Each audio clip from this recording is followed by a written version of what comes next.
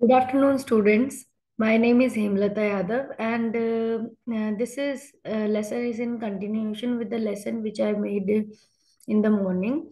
That is sexual reproduction in human. We have discussed till human male reproductive system, female reproductive system, spermatogenesis, and oogenesis. So now we are going to understand with the help of PPT. The further we have to revise further topics. So I'm sharing the screen with you. Chapter 3 आपका human reproduction का जो chapter है उसका हमने video में पहले discuss कर लिया था till the spermatogenesis and oogenesis. I hope the screen is visible to you. In spermatogenesis spermatogonia जो होते हैं वो मदर सेल्स हैं, स्पर्म मदर सेल्स, और उनसे मियोसिस 1 होती है. उनमें से ही सेल से मियोसिस 1 और 2 होगी तब स्पर्म बनेंगे. पर जो स्पर्मेटोगोनियम है यहाँ पर आप देख रहे हो 2n है, तो ये पहले ग्रोथ फेज में जाएंगे. ग्रोथ फेज में मल्टीप्लिकेशन फेज में जाएंगे ग्रोथ फेज से पहले. तो आप देख रहे हो ये 2n दो में डिवाइड हुआ है. दो डॉटर सेल्स बने हैं, उनके भी नंबर अभी डिप्लॉयड ही हैं, तो यानी यहाँ माइटोसिस हो रही है. क्योंकि जब माइटोसिस होती है तब क्रोमोसोम नंबर सेम रहते हैं. ये भी और दो सेल्स में टूटे टूटे तो उनमें भी 2n रहा. So here also mitosis, the new cells are formed and those cells have diploid number of chromosome. उनमें से एक स्पर्मेटोगोनिया जो मैच्योर हो जाएगा, ग्रोथ हो जाएगी उसकी, वो प्राइमरी स्पर्मेटोसाइट बनेगा. देख रखा है आपने सेल ग्रोथ. एक स्पर्मेटोगोनिया सेल ग्रोथ करा उसने, प्राइमरी स्पर्मेटोसाइट बन गया. अब प्राइमरी स्पर्मेटोसाइट में second we can say step होना शुरू होगा.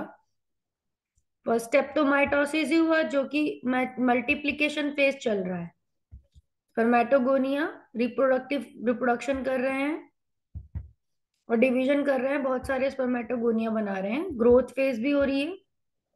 स्पर्मेटोगोनिया साइज में इंक्रीज हो रहे, साइटोप्लाज्म रिच हो रहा है, प्राइमरी स्पर्मेटोसाइट बन गए. अब प्राइमरी स्पर्मेटोसाइट में मियोसिस 1 होगी, तो वो मियोसिस 1 करते हैं. और अब ये पहली मियोसिस होती है तो अब क्रोमोसोम नंबर हाफ हो जाता है, हेप्लॉइड हो जाता है. इन सेल को सेकेंडरी स्पर्मेटोसाइट कहते हैं जिनमें क्रोमोसोम नंबर n हो चुका. इनके अंदर मियोसिस 2 होगी. मियोसिस 2 में भी आपको पता है meiosis 2 is just like mitosis, same chromosome number रहेगा, पहले ही हाफ हो चुका है क्रोमोसोम. तो अभी भी जो नए डॉटर सेल बनेंगे उनमें सिंगल क्रोमोसोम, सिंगल एन ही रहेगा. ये इमेच्योर सेल्स, इनको स्पर्मेटिड्स बोला गया है. जब इनकी डिफरेंशिएशन हो जाएगी तो भी इनमें एन क्रोमोसोम तो रहेगा, बट इनकी शेप और इनका स्ट्रक्चर बदल जाएगा. ये स्पर्मेटोजोआ बन जाएंगे. आप देख भी रहे हो लास्ट में लिखा है सेल डिफरेंशिएशन. तो स्पर्मेटिड से स्पर्मेटोजोआ बनने की प्रोसेस को बोलते हैं स्पर्मियोजेनेसिस. लास्ट में जो डिफाइन कर रखा है spermiogenesis, inactive non motile spermatids are change into active motile spermatozoa sperms. इस प्रोसेस को क्या कहते हैं? This process called spermiogenesis. Sperm बन गए स्पर्मेटिड से. पर after spermiogenesis sperm head embed in Sertoli cells release from seminiferous tubules. Seminiferous tubule से जब वो रिलीज होंगे तो उस प्रोसेस को स्पर्मिएशन कहेंगे. तो दोनों टर्म रिलेटेड हैं क्योंकि पहले स्पर्मियोजेनेसिस होगी, माने कि स्पर्मेटिड स्पर्मेटोजोआ में बदलेंगे, और फिर स्पर्मेटोजोआ रिलीज होंगे सेमिनिफेरस ट्यूब्यूल से आगे कंडक्टिंग ट्यूब्स में, रिप्रोडक्टिव डक्ट्स में. उसे स्पर्मिएशन कहेंगे. तो आई होप ये रिवीजन हो गया आपका. एंड देन यहाँ पर ओवरी का डायग्राम आप देख रहे हो. ये भी हमने प्रीवियस वीडियो में देखा था। In this oogenesis is occurring, बहुत सारे प्राइमरी oocyte हैं जिनके अंदर प्रोफेज वन में ही प्राइमरी स्पर्मेटो प्राइमरी ऊगोनिया क्या हो गया है, अरेस्ट हो गया है मियोसिस वन में, प्रोफेज वन में ही। और जैसे ही प्यूबर्टी अचीव होगी तो फर्स्ट प्राइमरी फॉलिकल और ग्रोथ करेगा, अपनी ग्रैन्युलोसा सेल्स को बढ़ाएगा, और under the effect of gonadotropins, FSH, LH, तो फॉलिकल ग्रो होगा।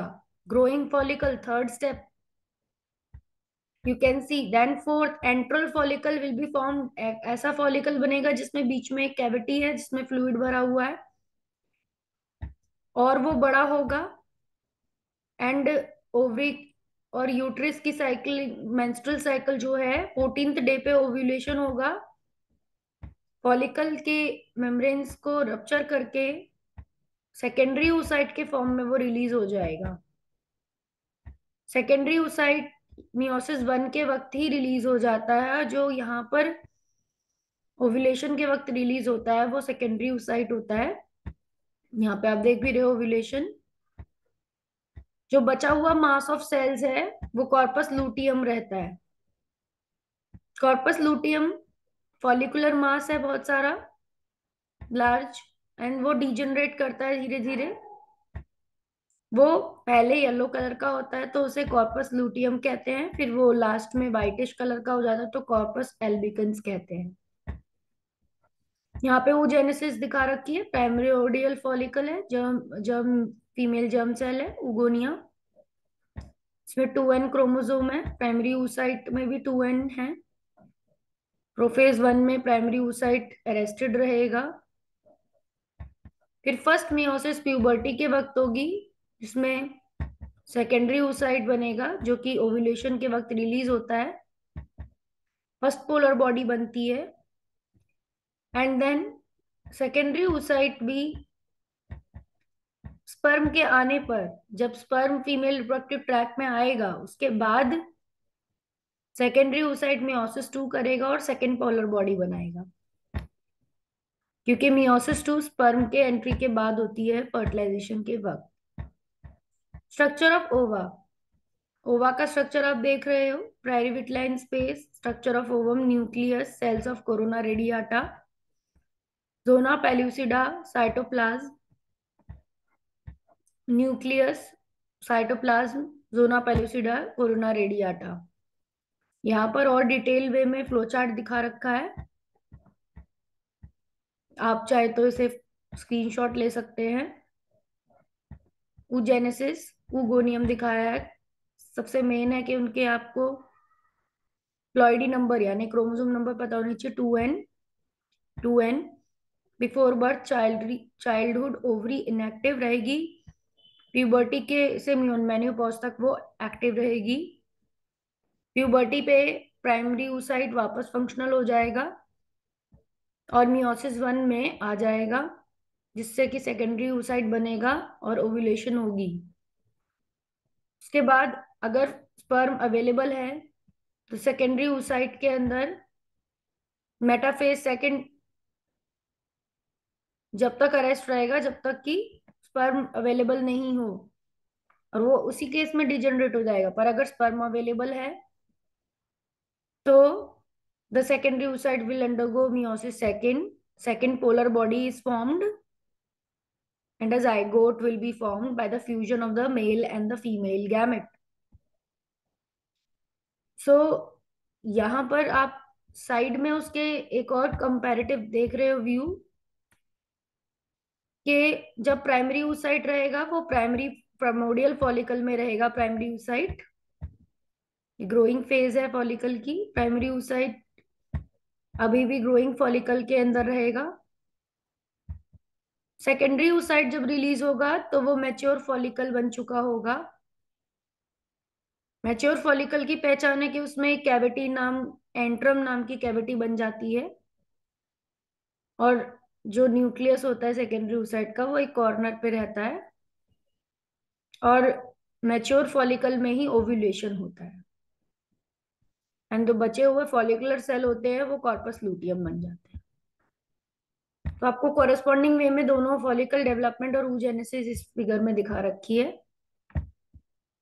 आई होप आपको समझ में आ रही होगी। Now moving to next slide.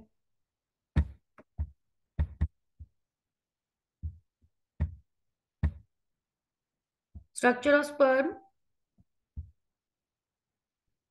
Structure of sperm में आपका एक एनसीईआरटी इमेज दिखाया है, एक ऑनलाइन इमेज दिखाया है। ये सेल है तो आपको पता है हर एनिमल सेल की तरह इसके पास भी क्या है, आउटर मोस्ट कवरिंग है प्लाज्मा मेम्ब्रेन। इसका स्ट्रक्चर टैडपोल लाइक होता है। हेड, नेक और टेल की इसके अंदर पार्ट्स होते हैं। एक्रोसोम कैप जैसा स्ट्रक्चर होता है हेड से, हेड के अंदर। फिर उसके बाद न्यूक्लियस होता है कंटेनिंग क्रोमोसोमल मटेरियल।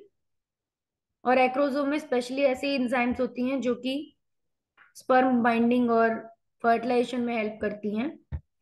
नेक, नेक में सेंट्रियोल्स होते हैं।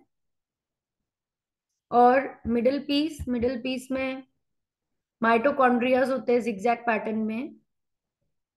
माइटोकॉन्ड्रियाज इधर लिखे भी हुए हैं मिडिल पीस में। एनर्जी सोर्स है स्विमिंग के लिए। स्पर्म को फ्लैजुलर मूवमेंट करनी है टेल को, वो एनर्जी देता है mitochondrias. And tail is long ribbon like. यहाँ एक और इमेज में दिखा रखा है हेड के अंदर, यहाँ एक्रोसोम रहेगा। हेड के पास ही कैप में एक्रोसोम रीजन रहेगा। Then nucleus is there and then spirally neck में mitochondrias are there. This is called middle piece और mid piece. Head, middle piece, mid piece और टेल, बाकी टेल रहेगी। Such type of structure is of sperm. Structure of ovary. In large structure of ovary is shown. Primary follicles, granulosa cells layer is shown. Primordial follicles, primary follicles, secondary follicles, all are shown one by one. Primordial follicle converted into primary follicle. Primary follicles are converted slowly into secondary follicles with the deposition of more and more granulosa layers. Then secondary follicle also having zona pellucida. There is a cavity which is firstly scattered as antrum. Then it will become a vesicular follicle, and there will be antrum will be enlarged, fluid filled cavity will be enlarged, then it will become a vesicular follicle. Secondary oocyte is inside this and covered by zona pellucida. Now the follicle will rupture, and the outermost layer of this ovum is secondary oocyte or ovum is corona radiata. Inner to it is zona pellucida and innermost is ovulated secondary oocyte. Then corpus luteum, the leftover follicle is the developing corpus luteum, the mass of the cells. And then the corpus luteum change into slowly into whitish tissue. It's called corpus albicans. This is ovarian ligament which attaches the ovary into the pelvic cavity. Menstrual cycle. Reproductive cycle of female primate is called menstrual cycle. Menstruation is a term given to periodic discharge of blood, tissue, fluid, and mucus from the reproductive organs of the sexually mature females. ये reproductive cycle है females की और primates की, क्योंकि menstruation term इसलिए दिया है क्योंकि periodic discharge होता है blood और tissue और fluid का mucus के साथ reproductive organs से sexually mature females के, and the flow usually lasts from 3 to 6 days each month and is caused by a sudden reduction in the hormone estrogen and progesterone. The menstrual cycle begins when a female reaches the age of puberty. The first menstruation begins at puberty is called menarche. तो first menstruation को menarche बोलते हैं. During the menstrual cycle the uterus endometrium prepares. So menstrual cycle के वक्त endometrium को prepare कर रहा है. फर्स्ट साइकिल का फर्स्ट फेज मेंस्ट्रुएशन ही कहलाता है क्योंकि first 5 to 6 days there is a discharge of blood, and then follicular phase is there in which the follicles will develop. Then the ovulatory phase will be there after the development of the follicle. On the 14th day the ovulation will occur, secondary ovum will be released, and then the luteal phase will be there next 10 days, 7 to 10 days, and then again the menstruation will start. So cycle which repeat itself after 28 days, having menstruation, follicular, ovulatory, luteal phase is menstrual cycle. Graphs are given in NCERT as well. These graphs are important because question comes from this. So they were saying that decrease in the progesterone and estrogen level induces the menstruation. Low level of both the hormones, ovarian hormones, will cause the menstruation discharge, and then slowly the estrogen and the progesterone will again increase under the effect of FSH and LH. And you can see growing follicles are there on the top. Follicular events are also, ovarian events, ovarian cycle is also going on. And uterine cycle is also shown downwards. First phase, menstrual phase, menses occurs. Then follicular phase occurs till 14 day, and then after 14 day, luteal phase is there. In luteal phase, corpus luteum is formed. And lastly, corpus albicans is there.